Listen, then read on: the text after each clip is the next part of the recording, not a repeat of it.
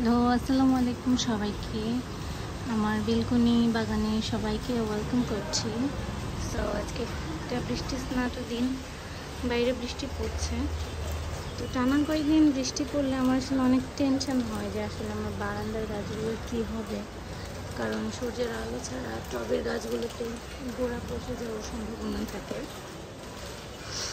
তো আজকে আমার গাছের আপডেট। এটা হচ্ছে আমার রঙ্গন, এটা হলো নয়নতারা।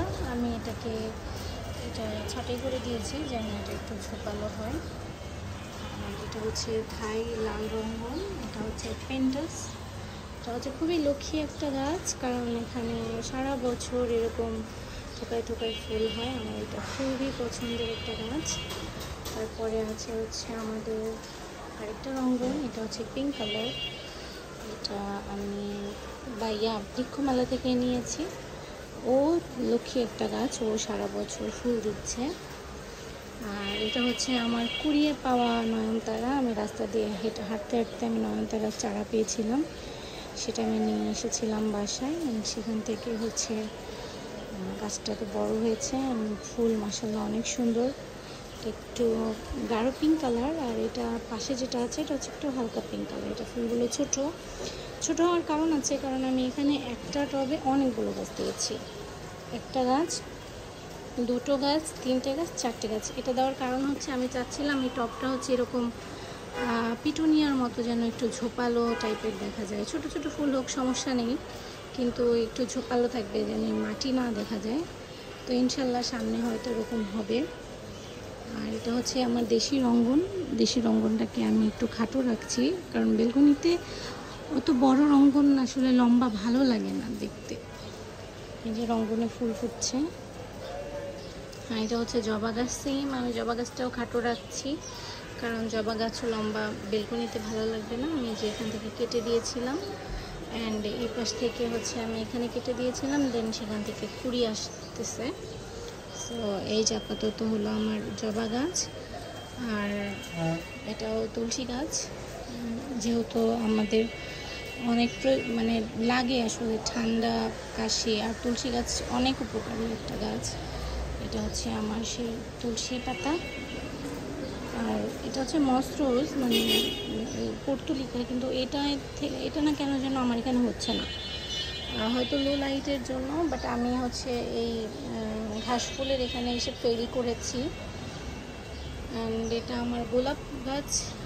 গোলাপ গাছটাও সেম, আমি এখান থেকে কাটিং করে দিয়েছিলাম, দেন এখান থেকে নতুন কুশি বের হচ্ছে, এখানেও নতুন কুশি বের হচ্ছে। সো আমি এটাকে এখন আরেকটু কেটে দিব। আর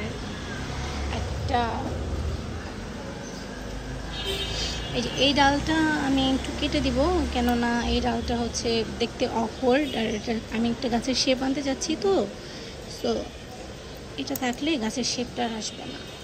সো এই তো হয়ে গেল। এখান থেকে কুশি বের হলে গাছটা একটু ঝোপালো হবে।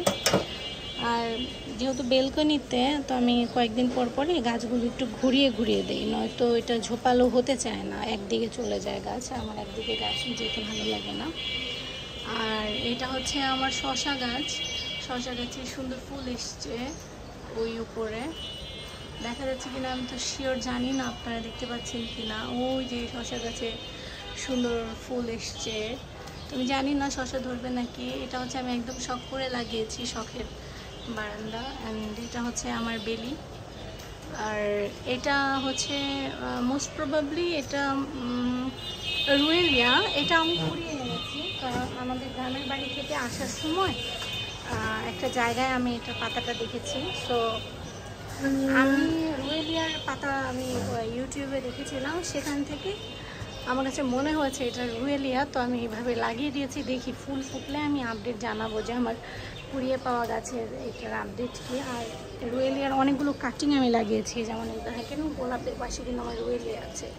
এই যে একটা রুয়েলিয়া, এই যে একটা রুয়েলিয়া। আর আমার স্যাড হলো, আমার যেহেতু এখানে এসির আউটডোরটা, সো আমি এই সাইডের গাছগুলো নিচে রাখতে পারিনি, আমার এখানে উপর দিয়ে রাখতে হয়েছে। এখানে আছে হলো এটা আমার করলা গাছ। এটা আমি খাওয়ার পরে একটু বীজ দিয়ে দিয়েছিলাম, সেখান থেকে হয়েছে। আর এটা হচ্ছে মরিচের চারা, এটা আমি ব্র্যাক নার্সারি থেকে এনেছি। বললো যে ওদের মরিচের চারা এত ভালো যে রিভিউ নাকি অনেক ভালো। আর এটা হলো আমার বেগুনের চারা, এটা গোল বেগুন যেটা সেটা, পাতাটা একটু শুকিয়ে গিয়েছে, এটা কেটে দেই। ও এটাও ব্র্যাক নার্সারি থেকে আনা।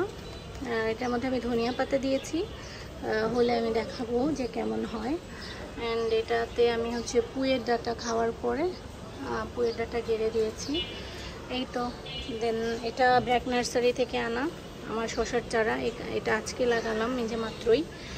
তো এটার কেমন আপডেট আমি জানাবো যে এটা ভালো নাকি না, আর ওদের চারার আপডেট আর কি।